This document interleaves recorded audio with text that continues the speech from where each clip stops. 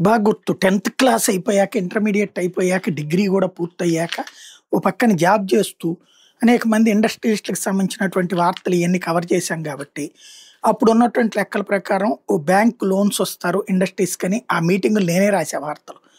నేను స్వయంగా ఇండస్ట్రియలిస్ట్ అవుదామంటూ ఏ పరిశ్రమలైతే లాభదాయకంగా ఉన్నాయో లెక్క చూసుకొని, ఎళ్లి ఇండస్ట్రియల్ డిపార్ట్‌మెంట్‌ని అడిగితే, ఆ డైరెక్టర్ గారు అంతకుముందు అనేక సార్లు ఇంటర్వ్యూలు ఇచ్చారు. ఎండీ గారు. తీరా చూస్తే నాకొచ్చేటప్పటికి మీరెళ్లి బ్యాంక్ లోన్‌ని ట్రై చేసుకోవాలి. బ్యాంక్ వాళ్ళతో మాట్లాడుకున్నాను. బ్యాంక్ ఆయన కూడా మనకు అనేక సార్లు ఇంటర్వ్యూ ఇచ్చారు. కానీ మీకు షూరిటీ లేకపోతే ఇవ్వలేమండి అన్నాడు. ఆ డబ్బులే ఉంటే షూరిటీనే ఉండగలిగితే ఈళ్ళని ఎందుకు అడుగుతాం? అట్లాగా ఇండస్ట్రియలిస్ట్ అవ్వాలన్న ఆశ, ఆలోచన పక్కకెళ్ళిపోయింది. ఈ ఫీల్డే కంటిన్యూ చేసుకుంటూ వచ్చాం. ఇదంతా ఎందుకు చెప్పాల్సిందంటే ఇవాళ అట్లా కాకుండా ఎంటర్‌ప్రెన్యూర్ స్కిల్ డెవలప్‌మెంట్ ప్రోగ్రామ్‌లు ప్రభుత్వమే నిర్వహిస్తోంది.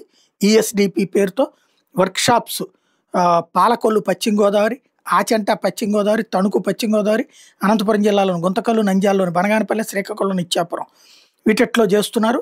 ఓవరాల్‌గా 20 రోజుల పాటు ఈ వర్క్‌షాప్స్ ఉంటాయి.